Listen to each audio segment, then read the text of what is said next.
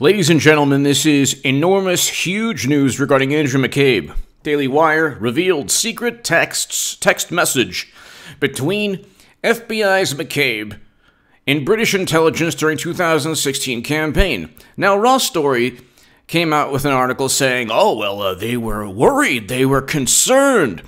Guess what? If you have law enforcement officials who are suddenly concerned, they're worried, they are suspicious, and you don't have the evidence,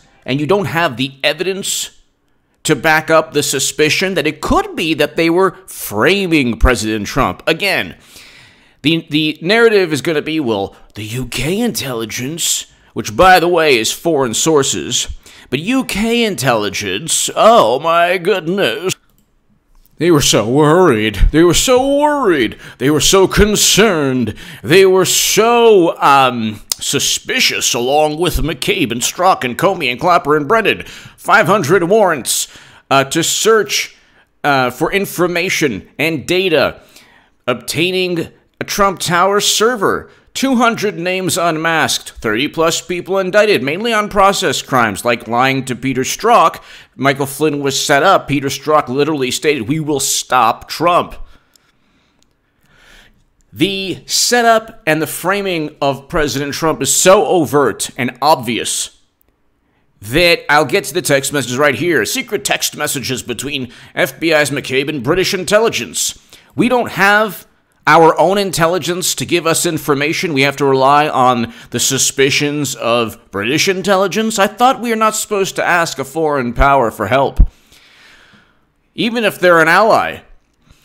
While the Department of Justice is investigating what triggered the FBI investigation into the Trump campaign that commenced at the end of July 2016, a new piece of information has been thrown out into the mix. Andrew McCabe, who was FBI deputy director during the 2016 campaign, was exchanging messages with his counterpart in Britain's MI5, Jeremy Fleming, at the time. Why do you have this now under criminal investigation? So that should be a source of pride. That should be a source of pride for Mr. Fleming, that he was engaging in text messages with somebody who is now under criminal investigation. Why were they engaged in communication, first of all? Why did that even happen? Why did that take place? Because the United States had no evidence of anything, so they had to fabricate and set up.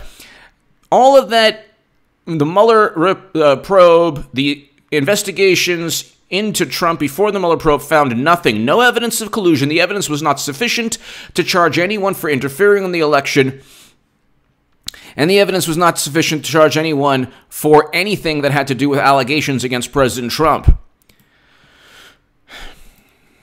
And then you have, my God, the Daily Wire site has like 10 million. Okay. As The Guardian reported on Tuesday, after the successful Brexit vote, FBI officials surmised that Russia might have influenced the outcome of the vote. Here we go. Anything they don't like, Russia influenced. Anything they don't like. How about just arguing your case, and if you lose because your argument lacks merit, then you maybe craft a different argument, or maybe look at the logic that you're trying to convey. Maybe your argument isn't as good as people who want Brexit, or isn't as good as people who want Trump. Maybe you're actually wrong. And by the way, Clinton is running again. I say that every segment, but it'll happen after the third debate or before the third debate, but she's running. The Guardian added, their exchanges offer new insights into the start of the FBI's Russia investigation, how British intelligence appeared to have played a key role in the early stages. I don't care if they're an ally. I don't care if they're an ally. If they're starting investigations, and by the way, if you replaced the UK with Israel, oh my God, you would have so many people come left and right. You see the influence that country has. But if it's the UK, where's the outrage? So the UK has no country has any business influencing the intelligence community of our country because they have tens of billions of dollars in terms of budget. So you have a situation, ladies and gentlemen, we have tens of billions of dollars in terms of a budget. You think you could come to conclusions yourself, and you have articles now saying, oh, well, the Daily Mail noted that in August, senior FBI official Peter Strzok had traveled to London that same month to meet with Australian diplomat Alexander Downer. What? Why isn't Downer front and center in Congress? Downer agreed to speak with the FBI about Trump campaign advisor George Papadopoulos. You know who refuted Downer's claims? The guy, Joseph Mifsud, said he never told Papadopoulos anything. Yet they started the investigation. They don't even have their facts. They don't even have their contrived, fabricated pieces of evidence lining up. Alleged pieces of evidence.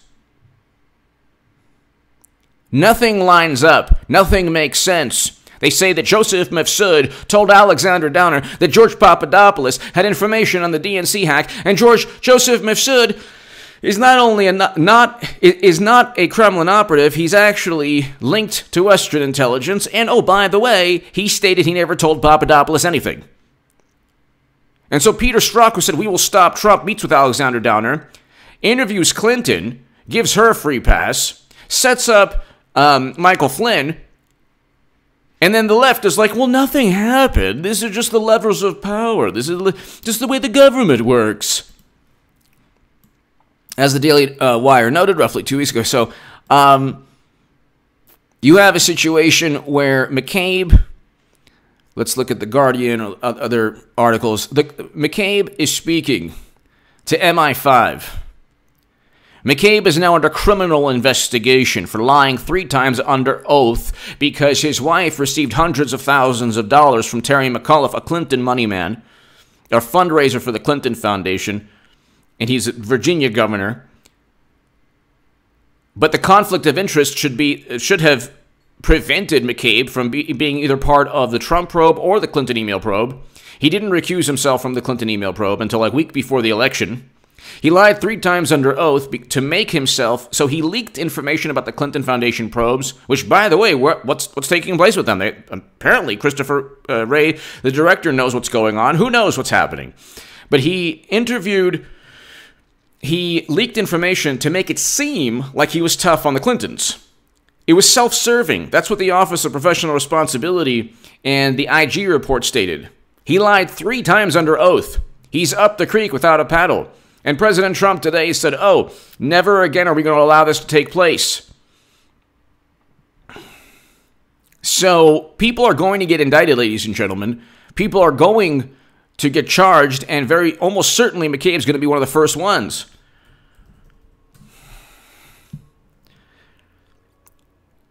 James Comey lost track of Trump memos, FBI evidence. So he lost track of...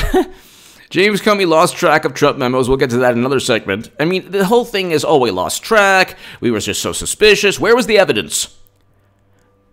Do you have anything but the Steele dossier purchased by Clinton or MI5 officials, and Christopher Steele was an MI6 agent, so senior MI5 and FBI officials shared concerns about our strange situation in 2016. Why would you be sharing concerns? The whole thing was a setup in a London bar, because then they hide behind, there are the UK laws. You can't really do too much surveillance or intelligence on UK soil if you're Brennan. But guess what? Brennan broke laws almost certainly, because he did, probably with the tacit acceptance of corrupt British officials who helped corrupt American officials set up Trump. One possible explanation is that Russia provides the EU with 30% of its oil and gas needs. So you have a situation now where the UK, even though Russia does not provide the UK with 30% of its oil and gas needs, but it provides the EU with 30%, has tremendous influence within the European Union or over the European Union. And that figure might be low. It might be over 30%. So you have people saying, will try to frame and set up Trump. This way, his foreign policy will be more hawkish towards Russia, even though President Obama did not veto the sale of 20% of U.S. uranium capacity. Cash, this is verbatim from the New York Times, cash flowed to Clinton Foundation amid Russian uranium deal. Why did cash flow to the Clinton Foundation? Gee, I wonder why. And they say, well, Clinton wouldn't run again. Why not? Tell me one thing that has prevented Clinton from getting away with criminal activity, top secret intelligence on her servers, blaming Russia for her loss. Why wouldn't she run again? Because Marianne Williamson's dark psychic forces are going to outraise Trump? No. Right now, it's a fundraising imperative. They need Clinton. They must have Clinton. If they don't have Clinton as the 2020 nominee, they have zero chance of defeating Trump. And you're talking about a monumental, epic landslide victory for Trump in the Electoral College. They need to outspend Trump 2-1 to even come close. You think that Biden is going to even come close to that, to $2 billion? They need to get $2 billion. They lost with $1.2 billion in 2016. They always say, well, she won the popular vote because she outspent him 2-1. And she had every single conceivable possible advantage in the media. And she cheated Bernie Sanders. She lost. She blamed Russia. Millions of people believe it. Because they don't think that Clapper and Brennan and Clapper already lied under oath.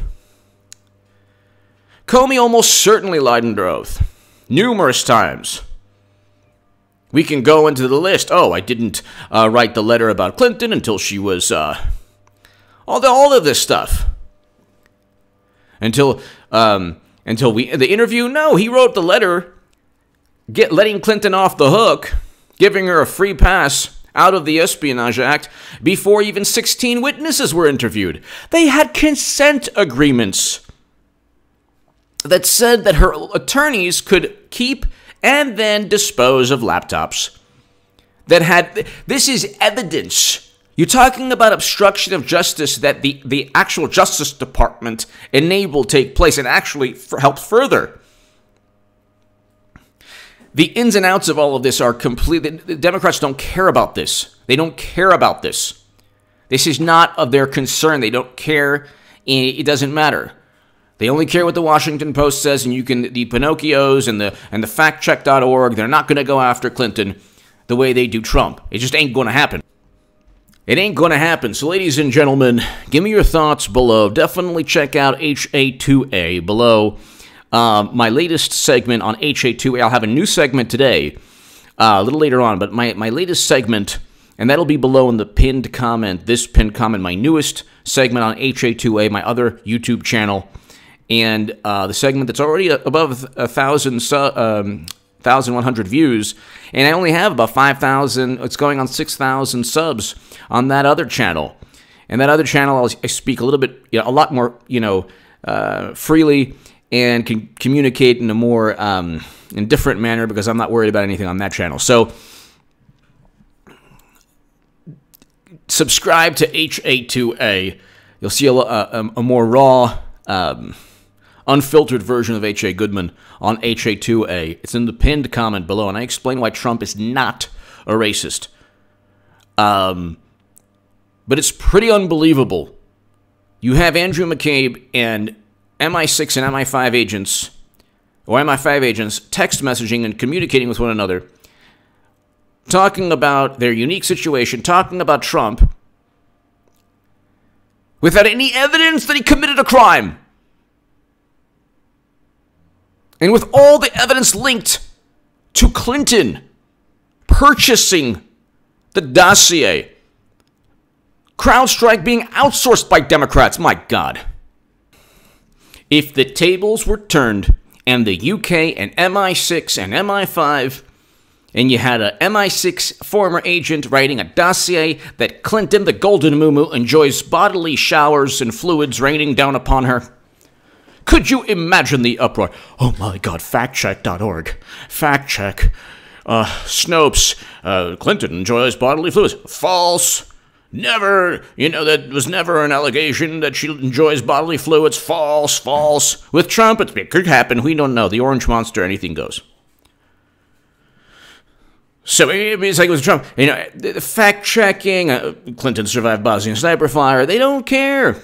Look, there are two realities. Reality and the liberal Democratic media, Morning Joe and Psycho, which is hilarious at Trump.